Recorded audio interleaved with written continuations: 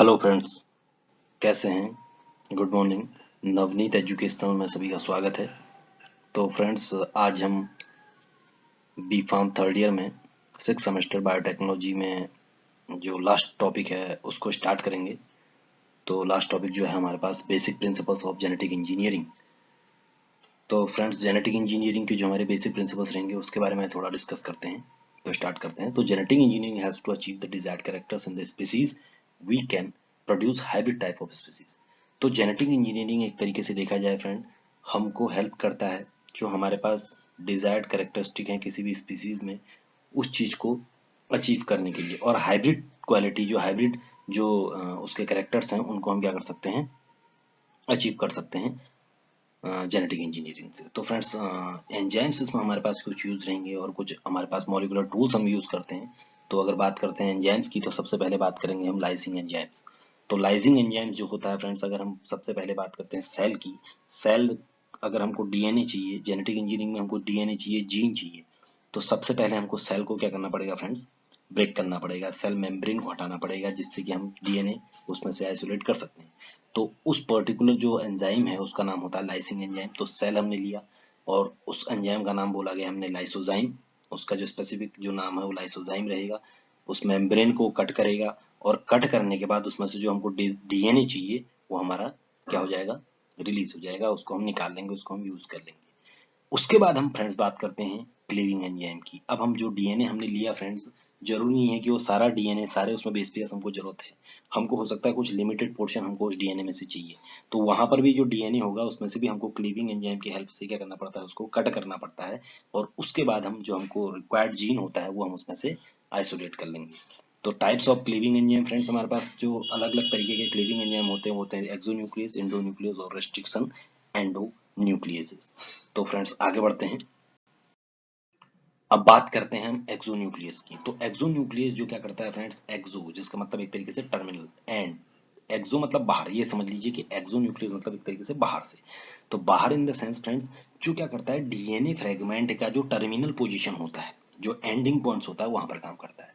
और हमको ये पता है कि फ्रेंड जो डीएनए हमारा जो डबल हेलिकल मॉडल है वो एक तरीके से एंटिल पैरेलल फॉर्म में रहता है, मतलब 5 to 3 और 3 to 5, 5 to 3 वाले एंड से 3 to 5 वाला एंड जुड़ेगा। तो इसमें जो हमारा रिकॉग्नाइजेशन साइट रहेगी वो क्या रहेगा फ्रेंड, टर्मिनल पोजीशन रहेगी।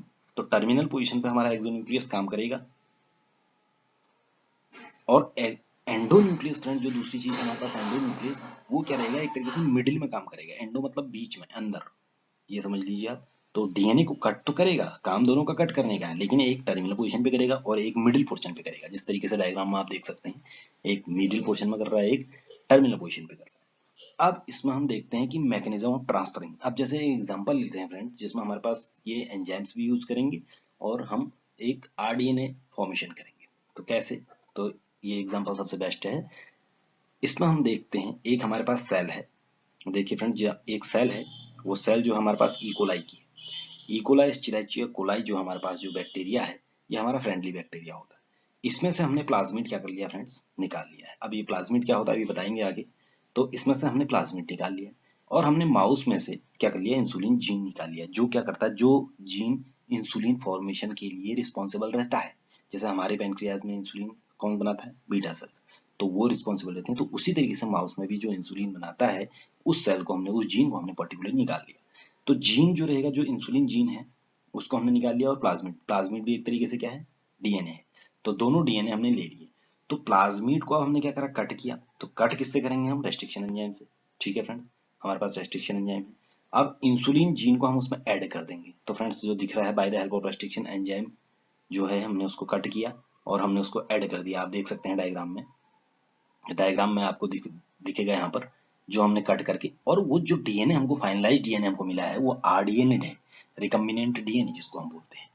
उसके बाद हम उसको ट्रांसफॉर्म कर सकते हैं किसी सेल में, किसी कंपोटिटेंट सेल में, उसको रेप्लिकेशन के लिए। तो फ्रेंड्स, इस तरीके से हमारे जो हमारे अलग अलग तरीके के एंजाइम्स होते हैं वो हमारे क्या करते हैं, काम करते हैं जेनेटिक इंजीनियरिंग में, आरडीएनए टेक्नोलॉजी में। तो फ्रेंड्स आगे बढ़ते हैं और अच्छी तरह समझते हैं कि प्लाज्मिड और वेक्टर्स क्या चीज होती है। अब बात करेंगे फ्रेंड्स इंडोन्यूक्लियस एंजाइम की। तो अलग अलग तरीके के हमारे इंडोन्यूक्लियस एंजाइम होते हैं। जैसे एग्जांपल इसमें बैम्प है, Bam H first, BG third, EcoRI, EcoR first भी कहते हैं, हिंड थर्ड। तो फ्रेंड्स बेम एच फर्स्ट जो है हमारे पास वो ऑब्टेंड होता है बैसिलस अमाइलो लिक्विफेशियंस। तो ये इंडोन्यूक्लियस है, क्या करता है, ब्रेक डाउन करने का काम करता है डीएनए को। बीजी थर्ड भी आइसोलेट किया जाता है आपका कहाँ से, बैक्टीरिया से, बैसिलाई बैसिलस ग्लोबीजी, इससे आपका ये आइसोलेट किया जाएगा। और ये भी क्या करता है फ्रेंड्स, एक तरीके से रेस्ट्रिक्शन एंजाइम का काम, ये भी रेस्ट्रिक्शन ही करता है, कट करता है। इकोर आई जिसको हम बोलते हैं, ये डीएनए डबल जो जो डबल हेलिकल रहता है उसको क्या करता है, कट करता है स्पेसिफिक साइट से, ये आइसोलेट किया जाता है फ्रेंड्स। इसका जो सोर्स होता है ये होता है एस्चेरिचिया कोलाई। हिंड थर्ड की बात करते हैं तो ये फ्रेंड्स कहाँ से कट करेगा, जो हमारा डीएनए होगा उसको पैलेंड्रोमिक सीक्वेंस से। अब ये पैलेंड्रोमिक सीक्वेंस क्या होती है फ्रेंड, पैलेंड्रोमिक सीक्वेंस ऐसी सीक्वेंस होती है अगर आप उसको स्टार्टिंग से पढ़ेंगे और एंडिंग से पढ़ेंगे तो फ्रेंड्स वो दोनों क्या रहेगा, सेम सिमिलरिटीज दिखाएगा, जो उसमें जो बेस पेयर्स हैं। तो इसमें एक एग्जांपल, और ये जो काम करेगा हिंड थर्ड, ये Mg2 पॉजिटिव की प्रेजेंस में करेगा। Mg2 पॉजिटिव प्रेजेंट जो रहेगा उसमें काम उसकी प्रेजेंट उसकी हेल्प से क्या करता है, रिएक्शन को करेगा, कट करेगा।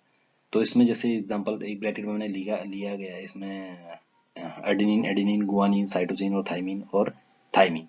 तो फ्रेंड्स अगर इसकी सीक्वेंस हम नीचे लगाएंगे तो क्या हो जाएगा, एक पैलेंड्रोमिक सीक्वेंस बनेगी। तो पैलेंड्रोमिक सीक्वेंस से ही क्या करता है, एक तरीके से ये कट करता है।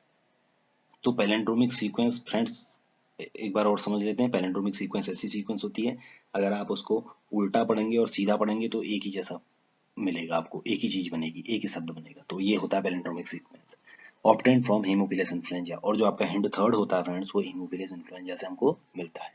अब बात करेंगे सिंथेसाइजिंग एंजाइम्स की। तो फ्रेंड्स सिंथेसाइजिंग एंजाइम मतलब क्या रहेगा, जो एंजाइम्स क्या करते हैं, डीएनए स्ट्रैंड को ऐड करते हैं। डीएनए जो हमारे पास डीएनए स्ट्रैंड है उसको हमने ऐड करना है, या हमको क्या कर सकते हैं, हम उसमें उसका आरएनए से डीएनए फॉर्मेशन कर रहे हैं। तो ऐसे एंजाइम जो सिंथेसिस के दौरान काम करते हैं उनको हम बोलते हैं synthesising enzyme. This enzyme helps DNA strand on appropriate template. तो किसी भी पर्टिकुलर डीएनए स्ट्रैंड को एक टेम्पलेट पे जोड़ने का एक तरीके से काम करता है। तो उसमें दो तरीके से एंजाइम्स होते हैं फ्रेंड्स, डीएनए पॉलीमरेज और रिवर्स ट्रांसक्रिप्टेज। तो बात करते हैं डीएनए पॉलीमरेज का। तो पॉलीमर क्या होते हैं फ्रेंड्स, किसी भी एक मोनोमर यूनिट से अगर लंबी चेन बनती है उसको हम पॉलीमर बोलते हैं। तो देखा जाए तो डीएनए की अगर हम क्या बनाते हैं, चेन बनाते हैं, उसको हम बढ़ाते हैं तो हम डीएनए पॉलीमरेज यूज करते हैं। This enzyme help for forming new copies of DNA. अगर आप न्यू कॉपीज बना रहे हैं डीएनए की तो वहां पर आपका डीएनए पॉलीमरेज एंजाइम काम करता है in the form of nucleic acid molecule, जो न्यूक्लिक एसिड मॉलिक्यूल के फॉर्म में काम करेगा। ये मेनली देखा जाए जब हम पीसीआर करते हैं फ्रेंड्स तब वहां पर काम करते हैं, डीएनए पॉलीमरेज हम यूज करते हैं। उसके बाद बात करते हैं हम रिवर्स ट्रांसक्रिप्टेज की फ्रेंड।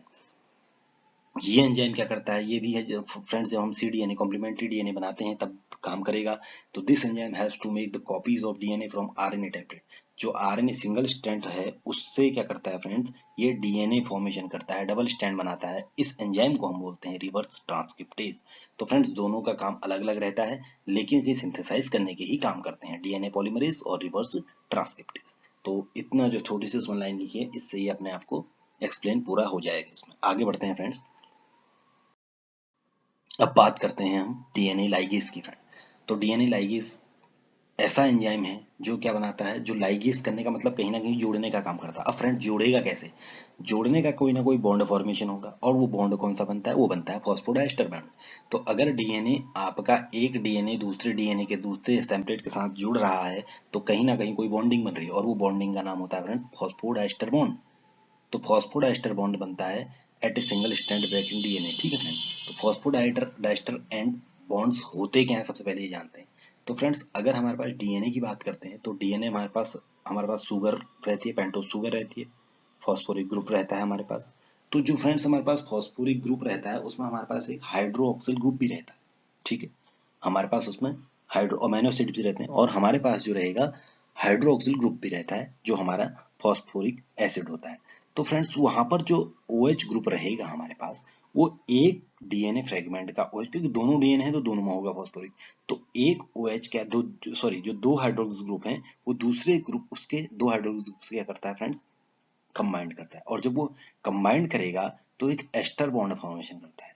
जब वो एस्टर बॉन्ड जो बनाएगा उसको हम बोलते हैं फॉस्फोडाइस्टर बॉन्ड, और उस बॉन्ड से की हेल्प से वो क्या करता है, उस डीएनए के साथ जुड़ जाता है। तो फ्रेंड्स एक तरीके से जो लाइगेज एंजाइम क्या करता है, एक डीएनए को जोड़ता है, दो डीएनए को, लेकिन उसमें कौन सा बॉन्ड बनाता है? Phosphodiester bond.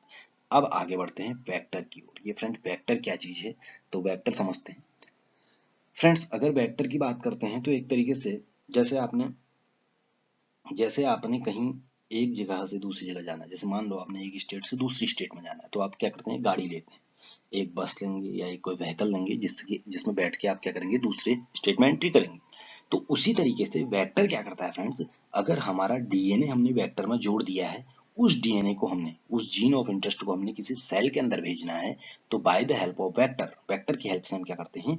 उस सेल के अंदर उसको एंट्री करवाते हैं। अब हमने वेक्टर लिया क्यों? हम डायरेक्टली जीन को भी डाल सकते थे।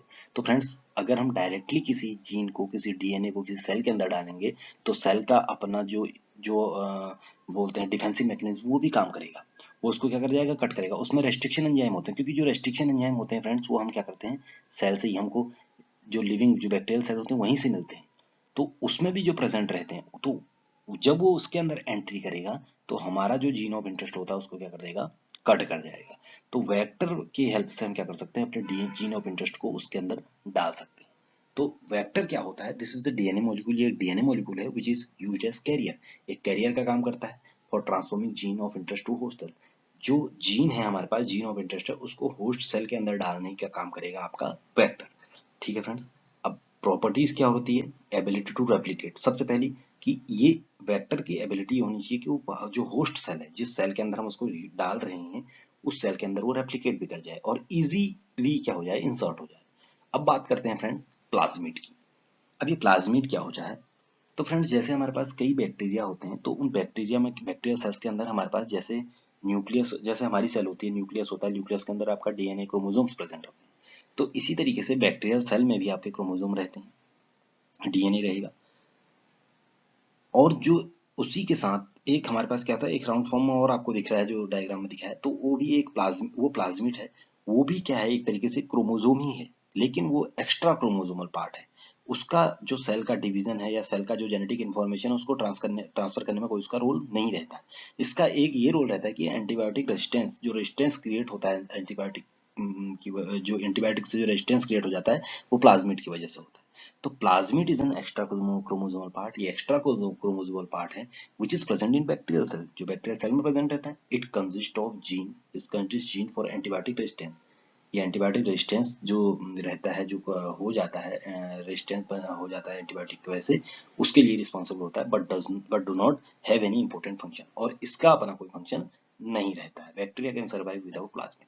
और जो बैक्टीरिया होता है, अगर उसमें से हम प्लाज्मिड को हम निकाल देंगे, तो फिर भी बैक्टीरिया क्या रहता है? बैक्टीरिया के जो बैक्टीरियल सेल का कभी भी डेथ नहीं होगी, वो डाई नहीं करेगा, क्योंकि विदाउट प्लाज्मिड भी वो क्या करता है? सर्वाइव कर सकता है, क्योंकि वो एक एक्स्ट्रा क्रोमोसोमल पार्ट है।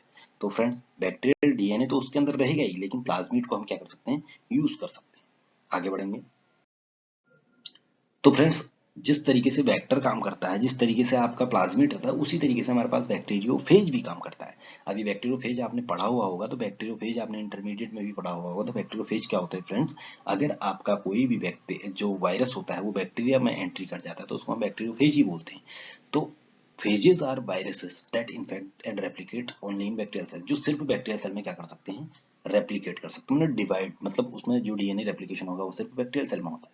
These are bacterial viruses, ये बैक्टीरियल वायरसेस होते हैं, एंड यूज्ड एज वेक्टर, और वेक्टर की तरह ये यूज होते हैं for transformation and help in production of rDNA. अब ये ट्रांसफॉर्मेशन वर्ड क्या है फ्रेंड? ट्रांसफॉर्मेशन मतलब क्या है कि अगर आप, जो आपने किसी, जैसे आपने इकोलाई से क्या लिया? इकोलाई से जैसे आप यहाँ पर देख रहे हैं, ये आरडीएनए है। इस आरडीएनए को अगर मैं आगे सेल में बढ़ाऊंगा, अगर मैं इसको सेल में डालूंगा, तो उस सेल को हम बोलेंगे ट्रांसफॉर्म्ड सेल, मतलब वो ट्रांसफॉर्म हो चुका है। अब उसके अंदर हमने एंट्री कर दी अपने आरडीएनए की। तो ट्रांसफॉर्मेशन एक तरीके से कहते हैं जब सेल के अंदर हमारा जो वेक्टर होगा वो एंटर कर जाएगा, वेक्टर के साथ हमारा जीन ऑफ इंटरेस्ट। तो अब बात करते हैं हम पैसेंजर डीएनए की। तो फ्रेंड इससे थोड़ा और क्लियर हो जाएगा। तो ट्रांसफॉर्मेशन हेल्प इन, तो हमारे बात करते हैं बैक्टीरियोफेज, तो एक तरीके से हमारा ट्रांसफॉर्मेशन के लिए हेल्प करता है और वेक्टर की तरह काम करता है। अब बात करेंगे पैसेंजर डीएनए की। तो पैसेंजर डीएनए क्या होता है फ्रेंड्स? पैसेंजर डीएनए अगर बोलेंगे, जैसे हम पैसेंजर की बात करते हैं, तो पैसेंजर क्या होता है फ्रेंड? गाड़ी में बैठेगा, बस में बैठेगा, कार में बैठेगा, और अपने पर्टिकुलर जहां उसका जो डेस्टिनेशन होगा वहां पहुंच जाएगा। तो उसी तरीके से जो हमारा पैसेंजर डीएनए, हमारा जीन ऑफ इंटरेस्ट होगा, जो हमको रिक्वायर्ड जीन है, जिसमें हमने बदलाव करना है या जिससे हमने बदलाव करना है वो जीन हमारा पैसेंजर डीएनए होगा। तो पैसेंजर डीएनए, अब हमारा गाड़ी कौन सी होगी? वेक्टर हमारा गाड़ी होगी। जो हमारा वेक्टर है वो हमारे पास क्या है? कार है। और हमारा जो डेस्टिनेशन होगा वो सेल के अंदर एंट्री करना है हमने, तो उसी को हम ट्रांसफॉर्मेशन बोलते हैं। अगर हम पैसेंजर डीएनए और वेक्टर को जोड़ देते हैं तो आरडीएनए फॉर्मेशन होता है। तो DNA which is transform from one species, एक स्पीसीज से बनाया जाता है। अगर डीएनए की बात करते हैं, जो फ्रॉम वन स्पीसीज टू अंदर, एक से दूसरे स्पीसीज में अगर हम ट्रांसफॉर्म करते हैं by combining itself with vector DNA, और हम क्या करेंगे? वेक्टर के साथ उसको कंबाइन, जैसे डायग्राम में आप देख सकते हैं, पैसेंजर डीएनए लिया जो जीन ऑफ इंटरेस्ट है, वेक्टर लिया फ्रेंड जो वो भी डीएनए है, उसको जोड़ने का काम करेगा। दोनों जोड़ने का काम मतलब उसके साथ कंबाइंड हो जाएगा। जोड़ने का काम तो लाइगेशन करेंगे, तोड़ने का, कट करने का आपका रेस्ट्रिक्शन एंजाइम करेंगे। ये दोनों आपस में जुड़ेंगे, जुड़ने के बाद ये रिकम्बिनेंट डीएनए बनाएंगे, और रिकम्बिनेंट डीएनए बनाने के बाद फ्रेंड्स क्या होगा?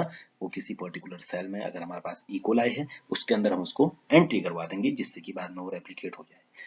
अब बात करेंगे हम जेनेटिक इंजीनियरिंग की फ्रेंड्स। तो अगर आगे हम एक डायग्राम देख रहे हैं फ्रेंड्स, उसमें और क्लियर हो जाएगा हमारी चीजें। एक फ्लो डायग्राम है, उसमें और चीजें क्लियर हो जाएंगी। अब जेनेटिक इंजीनियरिंग की बात करते हैं, तो जेनेटिक इंजीनियरिंग और recombinant DNA technology is a process, ये एक ऐसी प्रोसेस है ऑफ जीन क्लोनिंग की, in which required gene product is obtained from two different gene genetic background. तो फ्रेंड दो अलग अलग हमारे पास जेनेटिक बैकग्राउंड, मतलब हमने दो अलग अलग डीएनए लिए, ठीक हो गया।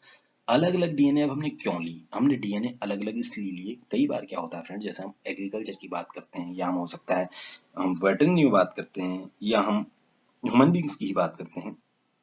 अगर हम सिंपली समझने की बात करते हैं तो एग्रीकल्चर से, अगर मान लो दो हमारे पास दो वेराइटीज हमारे पास, दो क्रॉप्स है हमारे पास, हो सकता है एक में क्या है, एक का जो जो साइज है हो सकता है बड़ा है, क्रॉप जो साइज है, मान लो कोई भी फ्रूट है, हो सकता है उसका साइज बड़ा, और एक का हो सकता है टेस्ट बहुत बढ़िया है।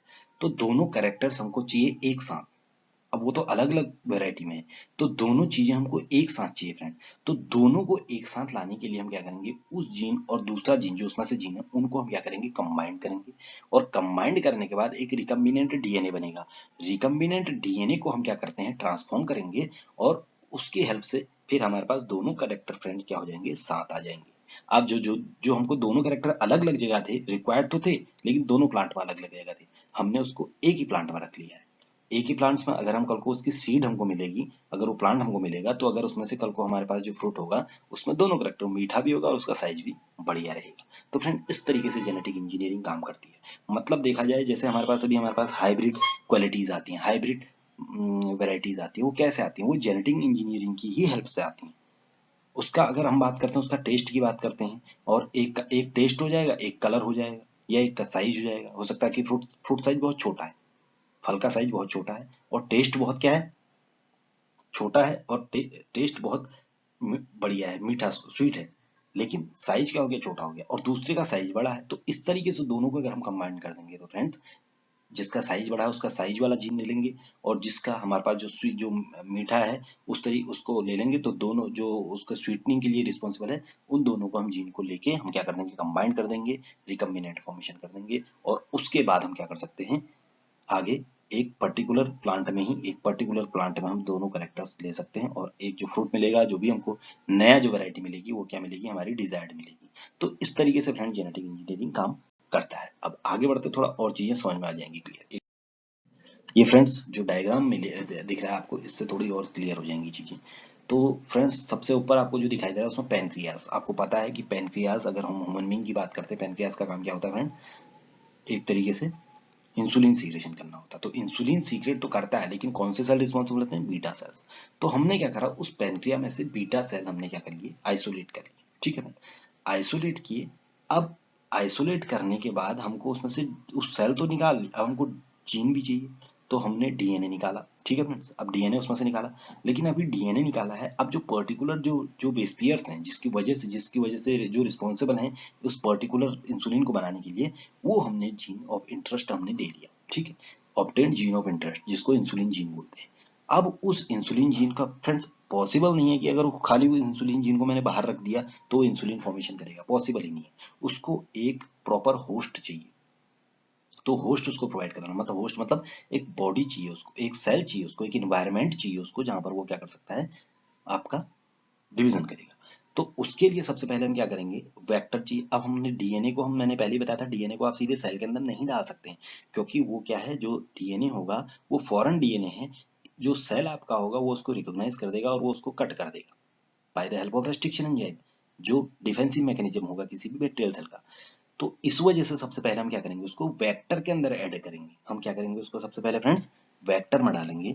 तो वेक्टर क्या करेगा, जो हमारा इंसुलिन जीन होगा उसको अपने साथ कंबाइंड कर देगा। अब जो वेक्टर है फ्रेंड, जैसे इंसुलिन जीन यहाँ पर आपको दिखाई दे रहा है, insulin gene inserted into the vector, vector के अंदर इंसर्ट कर देंगे। अब उसके बाद का स्टेप देखो friend, insulin gene plus vector inserted in host cell. अब हम उन दोनों, जो वेक्टर और आपका इंसुलिन सेल है, इंसुलिन सॉरी जीन है, उसको हम आपका होस्ट सेल के अंदर डाल देंगे। इसको हम कंपेटिटेंट सेल बोलते हैं, उसके सेल हमने उसको डाल दिया। इसको हम ट्रांसफॉर्मेशन प्रोसेस बोलते हैं, इसी को हम ट्रांसफॉर्मेशन प्रोसेस बोलते हैं। तो हमने होस्ट सेल के अंदर, अब क्यों डाला हमने होस्ट सेल के अंदर, अब जैसे ही आपका देखो फ्रेंड, जो भी सेल होता है, जो यूनिसेलुलर होता है, वो क्या होता है, कहीं ना कहीं डिवाइड करेगा अपने आप। सेल कभी कहीं ना कहीं अपने आप को डिवाइड करेगी। तो जब वो डिवाइड करेगी तो एक से दो बनेंगी, दो से चार बनेंगी, ठीक है। वो तो आपको पता है, मियोसिस माइटोसिस जो प्रोसेस रहती है, उससे डिवीजन जिस तरीके से होगा। जब डिवीजन होगा तो फ्रेंड्स अंदर जो आपका डी जो वेक्टर है, जो आपका वेक्टर में आपका जीन ऑफ इंटरेस्ट है, वो भी डिवीजन करेगा। और जैसी बैक्टीरियल सेल इन मीडिया गेट डिवाइडेड, अब आपका जो क्या होगा, जो बैक्टीरियल सेल होगा वो मीडिया में हम उसको रख लेंगे, क्योंकि सेल को भी न्यूट्रिशन चाहिए। अगर उसको डिवाइड होना है तो विदाउट न्यूट्रिशन पॉसिबल नहीं है, तो उसको न्यूट्रिशन चाहिए, तो उसको हमको मीडिया में रखना पड़ेगा। अब क्या हुआ, जो आपका बैक्टीरियल सेल है वो डिवाइड करेगा। अब उसके अंदर जो डीएनए है वो क्या करेगा, रेप्लिकेशन तो होगा ही, रेप्लिकेशन होगा तभी डिवाइड होगा। तो रेप्लिकेशन होगा तो फ्रेंड, जब उसमें रेप्लिकेशन होगा तो डीएनए फॉर्मेशन होगा, तो हमारा जो वेक्टर, जो जीन ऑफ इंटरेस्ट है, वो भी रेप्लिकेट होगा। और वो भी रेप्लिकेट होगा और वो क्या बनाएगा, प्रोटीन बनाएगा। और प्रोटीन कौन सा बनाएगा, इंसुलिन, क्योंकि हमारा जो जीन है वो इंसुलिन बनाने के लिए रिस्पॉन्सिबल होता है। तो cell divide, DNA replicate and insulin protein also form, और इंसुलिन भी क्या बन जाएगा, आपका इंसुलिन बनेगा। अब आपका जो रिक्वायर्ड था, आपको इंसुलिन बनाना था, तो आपने जो इंसुलिन है वो क्या कर लिया, एक्सट्रैक्ट कर लिया, सॉरी आइसोलेट कर लिया। आइसोलेट मतलब उसको निकाल दिया, सेपरेट आउट कर लिया। सेपरेट आउट करने की अलग अलग तरीके की टेक्निक्स होती हैं, सेंट्रीफ्यूज कर लेते हैं, या और भी हमारे पास और बहुत सारी टेक्निक्स होती हैं। तो हमने क्या कर लिया, इंसुलिन को हमने निकाल दिया। तो इंसुलिन निकाल दिया, अब उस इंसुलिन को हम पैक करके हम क्या कर सकते हैं, जो डायबिटिक पेशेंट है उसको हम प्रोवाइड करा सकते हैं। तो फ्रेंड्स, इस तरीके से हम साइकिल चलती है, इस तरीके से जेनेटिक इंजीनियरिंग कहीं ना कहीं काम कर रही है। हमारे जो अभी हम ह्यूमन बींग्स के लिए काम कर रही है, एनिमल्स के लिए काम कर रही है, एग्रीकल्चर में काम कर रही है। तो इससे देखिए कितना बड़ा एक चीज, हम ये हमारा सबसे बड़ा बेनिफिशियल जो है स्टेप है, बेनिफिशियल, ये हमको सबसे ज्यादा बेनिफिट इसलिए कर रहा है। देखिए फ्रेंड्स, हम कई बार पहले हम इंसुलिन क्या होता था, हमको एनिमल्स लेने पड़ते थे, एनिमल्स से सीखे, जो एनिमल होगा जिसकी सिमिलरिटीज होगी हमसे, वो एनिमल लेंगे और वहां से इंसुलिन हम एक्सट्रैक्ट आइसोलेट करेंगे, एनिमल को सेक्रीफाइस करना पड़ेगा। तो हम लैब इन विट्रो कंडीशन में भी हम क्या कर सकते हैं, इंसुलिन को प्रोड्यूस कर सकते हैं। तो जेनेटिक इंजीनियरिंग अगर देखी जाए तो ये हमारा एक सबसे बड़ा एडवांटेज ये है जेनेटिक इंजीनियरिंग का, कि हम लैब में भी क्या कर सकते हैं, चीजों को प्रोड्यूस करवा सकते हैं और लार्ज स्केल पे करवा सकते हैं। और उसके लिए हमको किसी एनिमल को सेक्रीफाइस नहीं करना पड़ेगा, और जो हमारी कॉस्ट होगी वो भी क्या हो जाएगी, मिनिमाइज हो जाएगी। तो फ्रेंड्स, जेनेटिक इंजीनियरिंग का लेक्चर, जो हमारा बेसिक जो प्रिंसिपल्स थे, वो हमने लगभग कंप्लीट कर दिया। तो फर्स्ट यूनिट जेनेटिक इंजीनियरिंग में हमारा कंप्लीट हो गया है। तो फ्रेंड्स, अगर आपको पसंद आया, आपको समझ में आया चीजें, तो कमेंट करें, शेयर करें और लाइक करें और सब्सक्राइब भी जरूर करें। तो फ्रेंड्स, नेक्स्ट लेक्चर जो रहेगा हम सेकंड यूनिट स्टार्ट करेंगे। तो सभी लोगों को थैंक्स फ्रेंड। तो ठीक है, ओके।